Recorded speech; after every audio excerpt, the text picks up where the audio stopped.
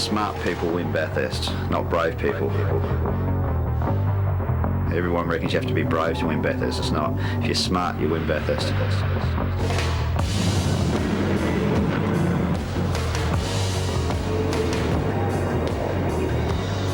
You just don't know what's going to happen. I mean, it can be the best race in the world, or it can be the cruelest, most soul-destroying joint that you've ever seen.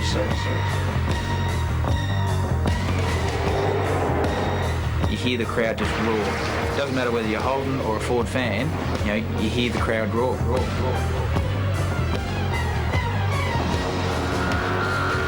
It's just the racetrack, you know, it's an amazing track on a world stage.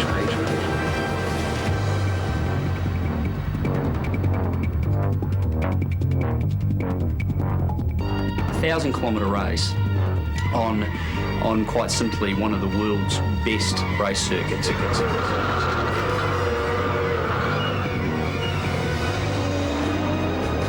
As far as heart in the mouth stuff, no other track that I've ever driven on comes close.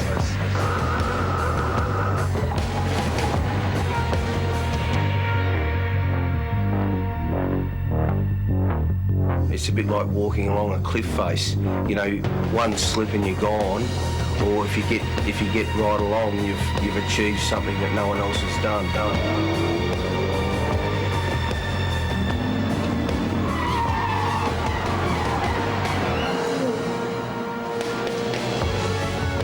Bathurst is the single event that you want to win.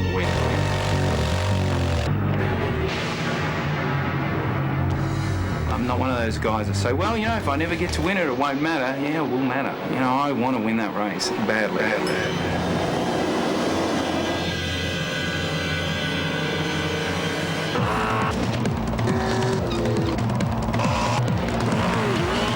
Everybody always remembers who won Bathurst. No one ever remembers who finished second, who finished third. We won! Yes! It probably wouldn't sink in, to be honest. You know, you're in such a cocoon during the race day that you're so focused that it wouldn't be until probably a week later you might pinch yourself saying, what have I done?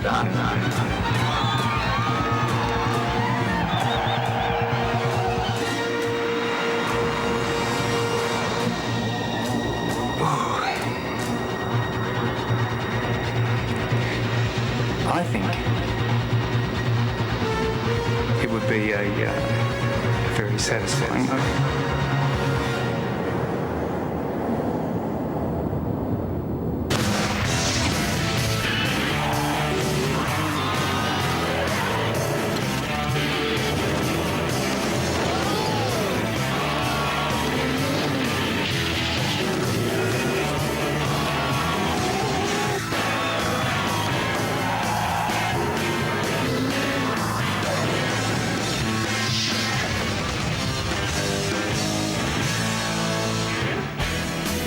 It's one of the world's great motor racing circuits, and trust me, there's a world of tradition and stories behind the big one at Bathurst. And what a day we've prepared for you. A magnificent mountain morning, cloudless and cold. We're expecting a very fast, dry race. 164,000 people came through the gates this time last year over 4 days. We're expecting even more than that for a big one in 2003. And of course, a championship on the line as well. Hello, I'm Bill Woods. Welcome to Pit Lane at Mount Panorama. The V8s are warming up and we are ready for a big day. Here's a sample. Murphy, What can you do? How do you stop this raging Kiwi whose emotions ride every bump, every turn, every climb and fall on this desperate mountain? He emptied their garages. Applause reserved for champions. He broke the record, but he didn't break their spirits. There are other reasons why they smile. After all, it was one lap. They know their cars are ready for 161 laps. The laps that count when brakes, tyres and concentration are fading. In this morning's warm-up, we'll find out more. We'll hear from the heart about Glenn Seaton's 20 obsessive years, celebrate Commodore's 25 progressive years, and smile at Craig Lowndes' 4 emotive weeks. Time is everything at this place. Soon it'll be time for the Carrera Cup cars to stir the blood. Then it'll be the roar of 39 V8 supercars bringing it to the boil. And don't forget, after the champagne is sprayed, we'll cross straight to Suzuka for the deciding round of the Formula One World Championship. Live the great day with us here on your home of motorsport. Well, it's already been a fiercely competitive weekend of motor racing. Very, very intense atmosphere here at Mount Panorama. Qualifying was memorable. We ran out of superlatives in the shootout. The top 10 became a top 9 when Larry Perkins announced his team could not prepare their car for Stephen Richards in time. Steve Johnson gave an indication of the drama that would carry this session into immortality. And he's posted a 2:8.688. It was faster than he'd gone in regular qualifying. Paul Radicic couldn't say that. Ahead on Sector 1, but losing it all and more on Sector 2. Then, what we thought would be the story of the day. It's an 8-1! Jimmy Richards, it's an awesome time! The great man, chasing his 8th Bathurst win, was more than half a second quicker than he'd ever gone before. It would take something to beat that. Craig Lowndes, in spite of some hard driving, could not produce it, but he did improve on his Friday time.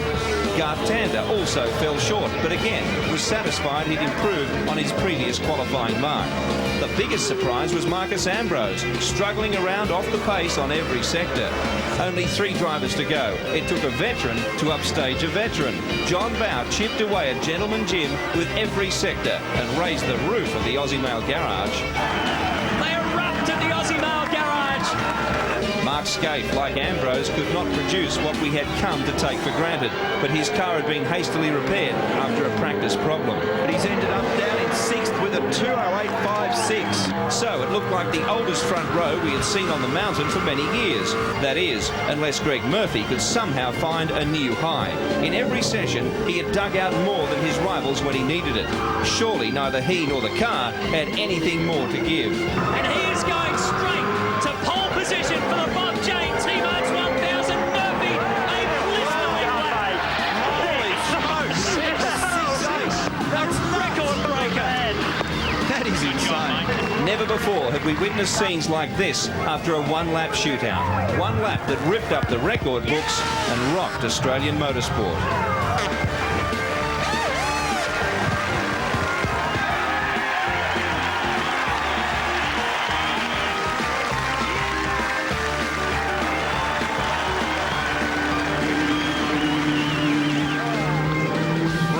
Goes to Murph, and Rick Kelly knows he has a great car to climb into at some stage this weekend. Brad Jones and John Bow, well, they've been fast here for the last few years. They will be a threat again. In fact, you can run that form guide a lot deeper than the top 9. Stephen Richards, of course, 10th after not making the shootout at all. And beyond that, there are still some very, very quick cars. After qualifying, there were 14 cars within a second. Let's hear from the man on pole. He's had about 24 hours to think about it. Greg Murphy, congratulations. And you'll never forget that, will you? Mate, they just sent goosebumps down my spine all over again. I was waking up during the night trying to see if it was actually, if the day had actually happened or I dreamed the whole thing. So just amazing. The guys, I'm so happy for them that we could give them something like that. And you know, we've still got a long day ahead of us, but what a great way to start. Well, to make it even more special, I believe your mum's here this weekend and Monique's back home. Of course, you don't want her to jump the start because she's expecting. Yeah, she's a week tomorrow, so just hold on, sweetheart. Stay there and maybe just relax, okay? It might be quite hard, but yeah, my family's here and it's great. So we've had a great weekend so far. It is hard, though, because it's like making the grand final. You can't celebrate too early. You've got a big day ahead of you, as you said. Yeah, I mean, we've done a great job so far, but this day has thrown some pretty curly ones in the past. So we've got a long day ahead of us, and we've got a good car, and Rick's really happy. He's done a fantastic job, so we'll just see what happens. Well, good luck to you, mate. And the best we can hope for is that you get to compete on equal terms this weekend. Exactly right. Thanks, mate. Thanks a lot. Greg Murphy there on pole for the Bob Jane T-Marts 1000. Different story for a couple of the other major contenders who we thought maybe a week ago that might be fighting it out for pole position. Marcus Ambrose and Russell Ingall has won. But Mark Scaife and the Holden Racing team had a pretty difficult day. They had to repair a problem which was finished not long before the shootout. They weren't overly happy. Here's what Scaife had to say. Yeah, I don't know, Rusty. Obviously not fast enough, so a little bit of a question mark there somewhere, but obviously I didn't do a good enough job somewhere. The car feels good, though, for a race car. Yeah, no, it feels good. Car feels good. Good luck, Mark.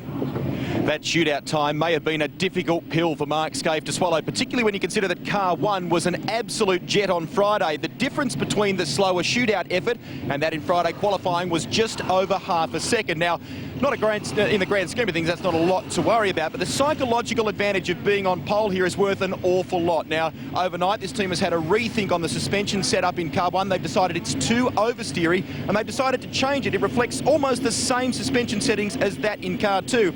And after Jimmy Richards' awesome effort in the shootout yesterday, we know that's a setup that works. Well, I'm down here with Stone Brothers car of Ingle Ambrose. Quite good spirits down here at the moment. Russell's in the car. He's going to do the warm-up this morning. Ross Stone said he will start the race as well, which is a great thing for that team and good for Russell. The other point is as well, I spoke to him yesterday about Murphy's lap. They said 7/10 in Sector 1 was very, very impressive, but they said across the top of the mountain, this car was only 2/10 down compared to Murph, so they're quite confident today. They feel that Murph's set up, he may use tyres more. They've got a great race car and looking forward to the day. Well, one of the truly remarkable stories of this meeting so far has been the Castrol-Perkins Holden. Larry Perkins put this thing into the wall yesterday. We know the speed was 108 kilometres an hour from the telemetry. The guys literally, they brought the car back, completely took and cut the front end away from the car, rebuilt it overnight. In fact, 12 of their team worked all through the night, and I can tell you that literally as the cars were being brought down here for this practice session, this car was being finished. They actually dropped the bonnet down. Some of the lugs did not line up. They had to hammer them back into place, and then they wheeled it out. And at the wheel, undaunted by yesterday's experience, Larry Perkins.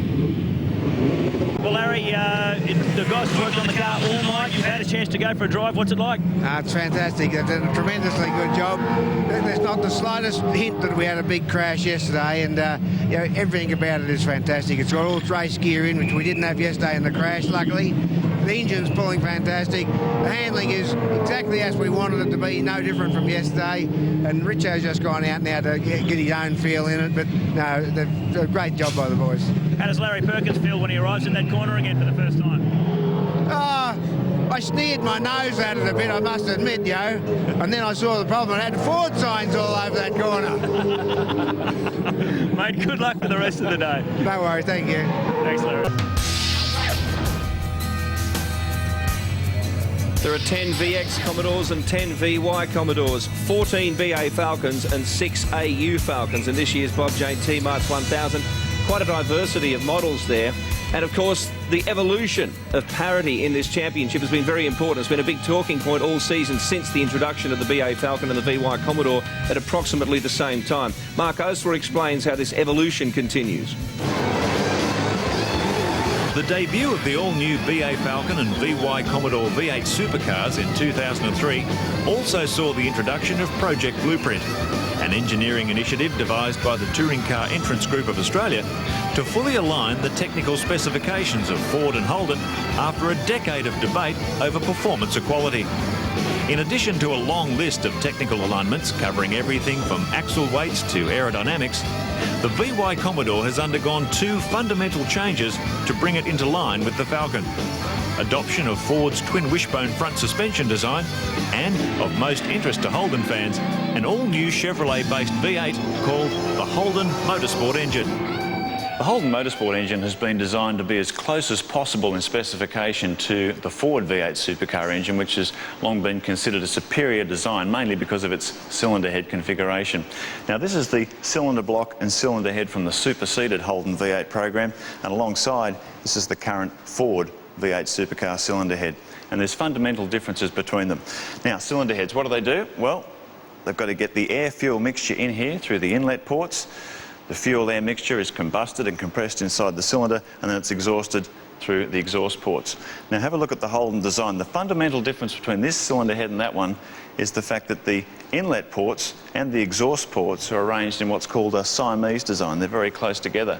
Now, that's always presented a compromise for Holden engine builders, because the task of getting that air-fuel mix into and out of these cylinder heads has to go through a number of different twists and turns.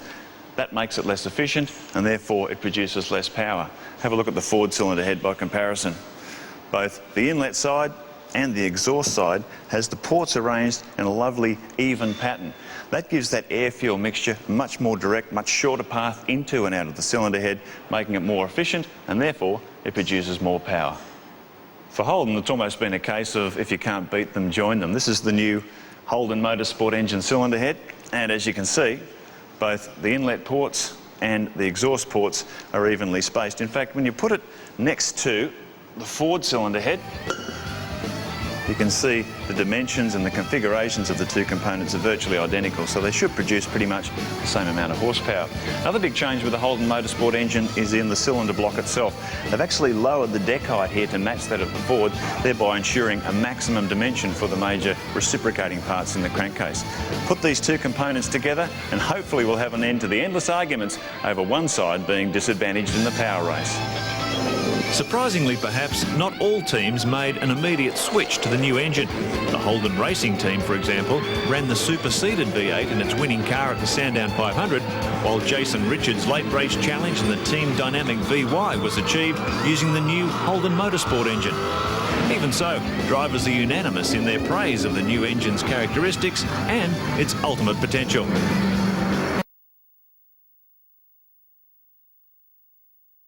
The last time that a Ford won here was in 1998, and that was an SBR car. So much history on the mountain. Billy Woods is with Mark Oastler. Thank you, Matty. This is the Commodore Parade, Marco, and it's been a great history. I can remember the good old days when we had the Kingswood, the Belmont and the Premier in the garages, and then suddenly they brought in this new Commodore, and we all thought, well, it's the end of an era, but in fact it was the beginning of another great era, wasn't it? Beginning of a great era, Billy. In the 22 victories that Holden has recorded at Mount Panorama, 15 have been claimed by Commodore. It far outweighs the success of Tirana or Monaro on Mount Panorama. And some of these cars leading the pack are the actual cars that won those races. You can see the TWR, I should say, Holden Racing Team car back there, the car that won in 1990. Here's the 1992 winner. When Larry Perkins came on board with Peter Brock to record 3 wins. The car in front, that beautiful Dayglow orange car there, just been restored, a magnificent restoration. That's the car that cleaned up here in 1984, again with Brock and Perkins at the wheel, and in fact led the team's first 1-2 across the finish line. Third car in the line there is the car that won in 1993. Well, let's take I should say one of the cars that won in 83. Let's take a closer look now at the history of Commodore at Mount Panorama.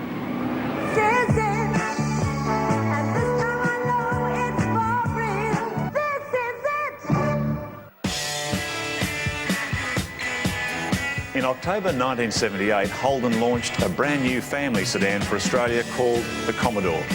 The compact size and sharp European styling of this first VB model proved an instant hit, laying the foundation for what would become the most successful nameplate in Holden history, both on the road and the racetrack. 25 years later, Holden has produced more than 2 million Commodores in 12 distinct models, from the first VB to the current VY model. In that time, Commodore has also claimed more than 60 major motoring awards, 8 national touring car championships and 15 wins in the Bathurst 1000. The new Holden enjoyed immediate competition success when a trio of VB Commodores led by Peter Brock claimed first, second and third places in the 1979 Repco Round Australia Trial. The VB's racetrack debut came the following year, and the Brock HTT Magic delivered not only Commodore's first Australian Touring Car Championship, but also the first of its 15 mountain wins, when Brock and Jim Richards steered the new VC model to victory in the 1980 Bathurst 1000. Australian touring car rules went the way of International Group A in '85. This proved a big challenge for Holden, which was forced to downsize the Commodore V8's capacity to keep it competitive under Group A's complex system of weights and measures. After nearly 2 seasons of development, Holden's strategy paid off when Alan Grice and Graham Bailey stormed to a popular Bathurst win in their Group A VK. 12 months later, Brock recorded his 5th and final Commodore Bathurst win in the latest VL model, at the height of his bitter public divorce with Holden over the infamous energy polarizer. By the late 1980s, however, the devastating speed of the turbocharged Ford Sierras left little joy for Commodore racers. Even the establishment of Holden special vehicles under Tom Walkinshaw promised much, but delivered little, when the much-anticipated VL Group A SV failed in spectacular fashion on its 1988 Bathurst debut. The canny Scott, however, had the last laugh come the new decade, when Alan Grice and Wyn Percy exploited the strength and durability of HRT's Walkinshaw-designed Commodore to grind the turbo cars into the ground and claim a very popular victory in 1990. 3 years later, the international Group A rules were finally abandoned in favour of a return to exclusive Aussie V8 warfare for 1993. A two-way fight between old foes Ford and Holden in what has become known around Australia and around the world as V8 supercars. The Commodore has thrived under the new rules, claiming 7 of the past 10 national V8 supercar championships and 8 Bathurst 1000 wins. This year, Commodore also celebrates its reign as Australia's top-selling car for the past 7 years in a row. After 25 years of record-breaking success on the road and the racetrack, the Commodore's future looks even brighter than its incredible past. A dream. Imposing. Enormous. But the mountain is really only as big as you make it. For Glenn Seaton, there's nothing bigger. It has cradled his career, and yet it strangles him. And I still go back, this is my 20th year, and I still go back now. Every lap I do around there, I get a real excitement of running across the top of that mountain. His father was one of the original mountaineers. Barry Seaton's name etched on a history that is the backbone of Australian motorsport. He started back in 1961, was his first race at Bathurst in an FJ Holden, of all things. And naturally I've been along ever since I've been born, and I was at the first year when he won the race, which is 1965, which is the same year I was born. We still have pictures of me sitting in the boot of that car with a laurel around my neck, and I've really been to Bathurst every single year ever since, because naturally right up till the end of his career, which was 1984, and I started my career at Bathurst in 1983. So looking back on it now, to be able to go there throughout that era of the ding-dong battles of the HOs and the Monaros and then the Tiranas and then the hard-top Fords was sensational. To be there just to watch it and be there a part of the tradition. But then from 83 on, to go there and to be able to feel what it really is like to be as a driver, to run around Bathurst is just an unbelievable feeling. And naturally he gave me an opportunity to put me into what I am today. At the end, he bought me my first go-kart at the age of 4, so I had a pretty big influence that I was going to go four-wheel racing. And I look back on his career, and I probably emulated some of my career on his. He was a very clean driver. He did a lot of it himself, mechanically behind the scenes, and he loved the engineering side of the cars, which I love as well. Unlike his father, Glenn has won 2 Australian Touring Car Championships, but would he give them up for a Bathurst win? I'd have to say no, only because at the end of the day, I think the hardness that goes into winning a championship, because most rounds up until just probably in the past 3 or 4 years, we had 10 rounds of the championship. Bathurst was out of it, and to win the championship was actually a lot of work, and a lot of effort went in behind the scenes to win it, because you had to be competitive for 10 rounds. Bathurst has been competitive for that one day. But I'd have to say I'd give up one of my championships to have a Bathurst win, there's no doubt about that. But he might not have felt that way as he wiped the sweat and tears from his face in 1995. Clearly, the greatest disappointment of his career so far. It was 30 years since my father won Bathurst. He won in 1965. I was age 30. I was car number 30. And RDC and Bathurst City Council put up an incentive on top of the prize money of $30,000, or take home the GT 500 Cortina that my father won Bathurst in, which they restored. And to get within 9 laps of the end and 6 seconds in front was quite demoralising, because I really thought we had that in the bag that day. It'll be one that'll always be a wound to me until I actually do achieve my ultimate goal, which is to win up there at the mountain. And it was hard to accept. I accepted it because I believe at the end of the day we're professional racers and we need to accept those things. But it's made me a stronger person for Bathurst at the end of the day, and at the end, also at the end of the day, it's made the Bathurst results, if I do win the event, probably even more rewarding, because I'd have to say what a party it'll be on Sunday night if I do win. So much will have to change for Glenn Seaton to escape an unwanted place in the history of the series. It's nice when your rivals feel sorry for you, but late on that famous Sunday afternoon, he wants them to feel sorry for themselves.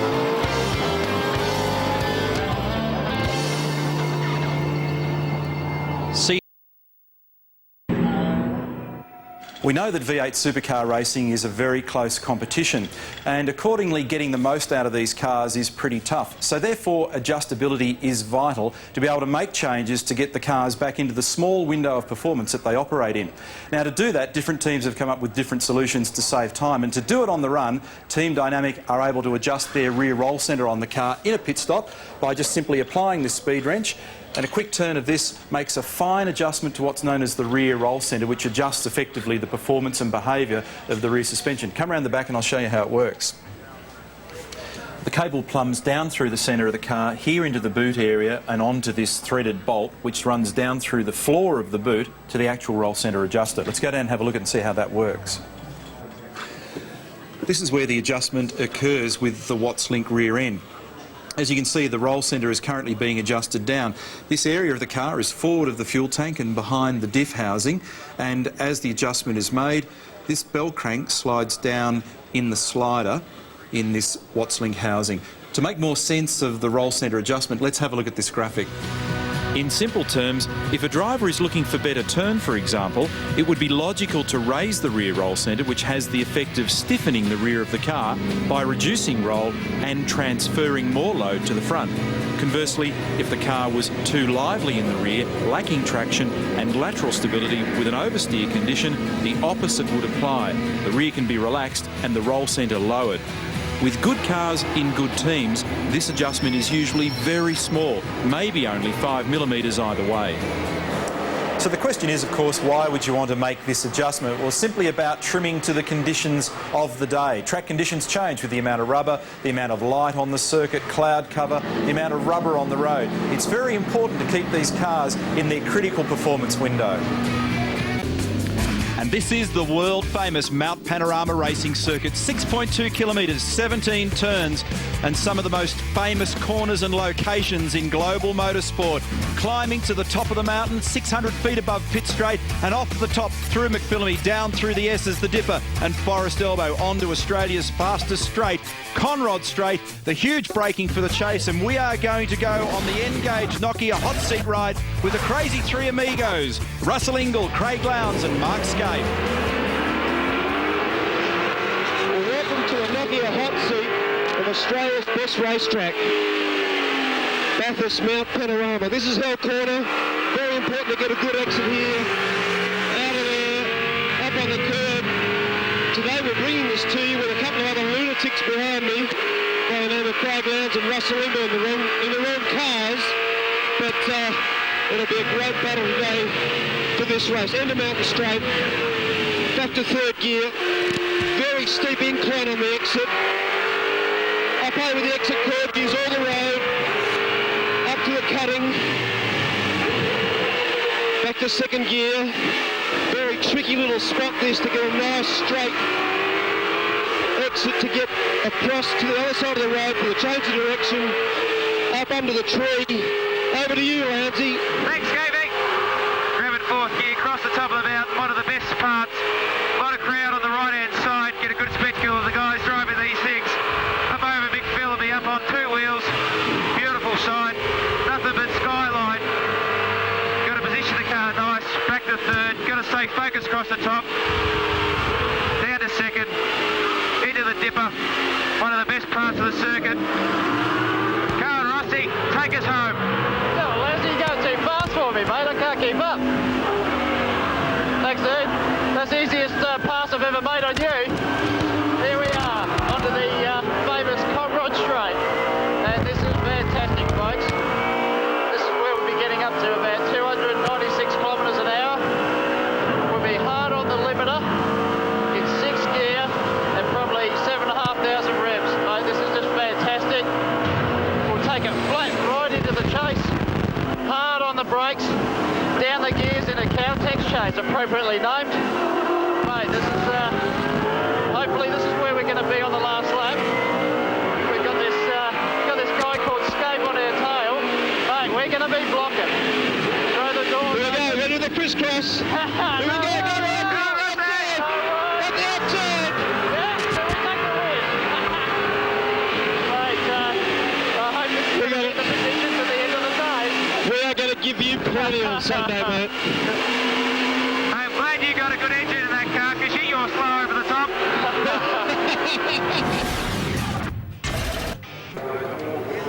Murph, this is it. This is the day where it all happens. Yesterday's gone now. Yeah, it has. Unfortunately, it's still a little bit in my head, so I've got to get rid of it. But I mean, I know it's going to be a tough day. I'm not expecting us to romp away and disappear into the distance. We've got a bit of a strategy, and we've got to play it. But, you know, people have dominated practice and qualifying before and had the worst race of their lives. So, you know, we're just going to do the best we can. And Rico and I are pretty happy with everything so far. So we've done the best preparation possible, and we just got to try and win the race. Can't believe how relaxed you look. Oh, well, thanks, buddy. Maybe inside it's not. There's a few things going on, but I'm looking forward to get started. You know, that's the thing, get it out of the way. But I'm pretty relaxed, feeling pretty happy. Is the tape pockets down here to stop your money from falling out during the race? No, mate, it's not actually. They're actually to stop the belts getting in the way when we get in the car. So, yeah, there's no special reason for it. But no, we're feeling good. Have a great day. Cheers, bud. Well, Brad Jones has been a little bit nervous, just limbering up. John Bowers going to sit out this first stint.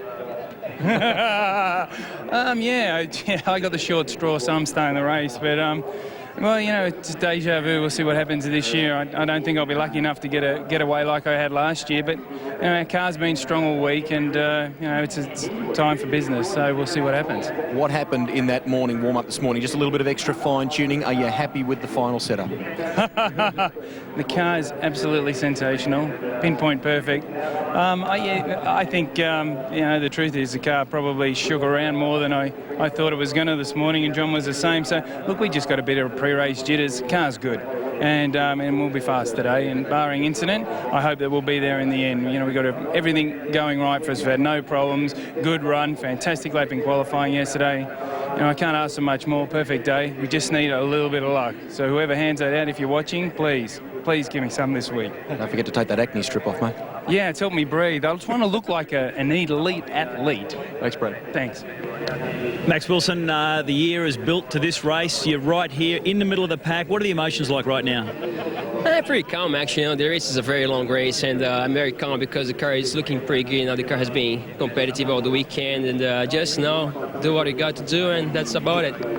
David, you guys are a little bit different in height here. How does that work out? Yeah, well, we've done a fairly good compromise for seating position, but the good thing is Max and I have got a pretty good similar feel for the car, and we've been able to work a lot on the race setup. So yeah, it's a beautiful day here at Bathurst. So let's hope we've got a good run. Wonderful, thanks guys. Thank you. A very even spread of Fords and Holdens on the grid, in fact, this year across 4 particular models of BA, AU for Falcon and VY and VX for Commodore. And it's 20-19, in fact, with the absence of one car that didn't make the start line. So of the 39, there are 20 Holdens. The technology development this year has been extraordinary. It's been part of the interest in this championship, which is very much alive going into this race. Vital points on offer, and there are 3 rounds remaining after this one. We had a quick look at Paul Dumbrell there, who is one of the younger drivers in the championship, and still with a little to prove to Larry Perkins, the team boss. But this is a monumental occasion in more ways than one, because this time last year it was quite a sad occasion as well. Let's hear from the chaplain, Gary Coleman. Ladies and gentlemen, this morning we join with people all around the country in a tribute to those who lost their lives or were injured in the Bali tragedy. In a moment I'll lead in a prayer, then we'll have a few moments of personal silence and tribute to be followed by a national anthem. Would you all please stand for that moment of tribute as I lead you in a prayer. Gracious God in heaven, we are thankful today for the privilege of living in this country of valued freedom. We humbly seek your grace and favour as we pray for keen concentration and awareness for all who race today, for crews and marshals and those on the track. As we enjoy our sport, we stand with the families and friends of those who lost their lives or were injured in the Bali tragedy, and pray for continued healing both for physical and for their memories. We're reminded that we're not immune from this type of terrorist activity, and we seek your strength and courage as we commit ourselves to maintain the freedom and enjoyments with which Australia is blessed. Gracious God, we acknowledge our dependence upon you, seek your protection upon our families as we are aware of our fragility and our need for personal faith in you. We ask this in Jesus' name. A moment of quiet tribute, silence for those of the Bali tragedy.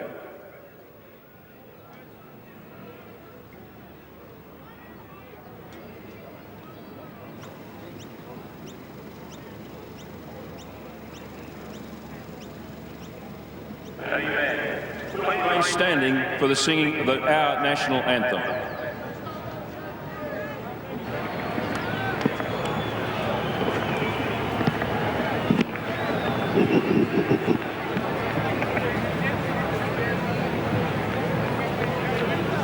Australians, all let us rejoice, for we are young and free, with golden swords and wealth for toils.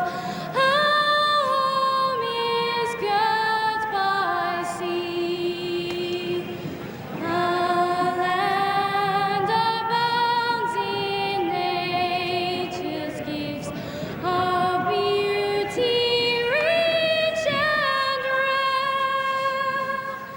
In history's page, let every state advance Australia fair. In joyful strains, and let us sing, advance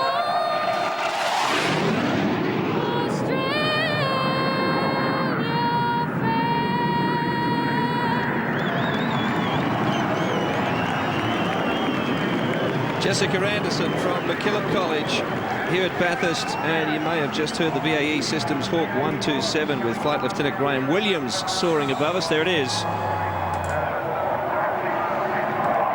And a wonderful reception from this massive crowd here at Mount Panorama as we introduce our chief commentators for the race this afternoon. You've met Greg Russ, Darryl Beattie and Grant Kenny in pit lane. They'll be busy enough, but Matthew down session after session. Extraordinary level of competition. Before we talk more about that, Greg Rust is back on the grid. Well, Garth Tander, it's time for business, isn't it? Sure is, Rusty. Been looking forward to this since we got here on the grid. The car's been fantastic. And, you know, we're on the second row of the grid, and it's the furthest I've ever been up on the grid here, so really looking forward to getting into it. In those last 15 minutes before you climbed in the car just now, what goes through your mind at a time like that? As little as possible, actually. Just try and stay away from all the fanfare, just keep the heart rate down, and just do everything normal, and try and treat it like a normal race, which is obviously quite difficult to do. But, you know, just really looking forward to this one. Change of co-driver in the build-up to this one. Jamie Wincup's ready? Oh, absolutely. Jamie's been doing a great job in practice, and he's fast enough. There's no worries there. We've just got to make sure youthful exuberance doesn't get the better of him, but so far he's done a great job. Over for a repeat of 2000, Garth. Good luck. Thanks, Rusty. Paul Dumbrell, your team has been under enormous pressure this weekend. Your car, though, has seemed to have done a pretty flawless job. You must be excited right now. Yeah, I can't wait for the race to start. We've had a good lead-up. Obviously, the number 11 car had a bit of a drum yesterday, which has been quite publicised. But both cars are in tip-top shape, and we still can't wait to get the Castrol 1-2, which we were looking for last year. Good luck. Thanks a lot, Grant. One of the current driver pairings, even though there are many Bathurst winners on this grid, not one of the current pairings has won this race before, which is another little interesting point here this weekend. Not long to go now. The countdown, top left-hand corner of your screen. And the man who will call on the drivers to start their engines will be the legendary Bob Jane, who of course won here in 1963, the first time the 500 as it was then, before it became a 1000, 10 years later. Bob Jane now sponsoring the event. Wonderful synergy there as we come so far down the track. And don't forget, this race is virtually a sprint now for the 161 laps. There is a high level of pace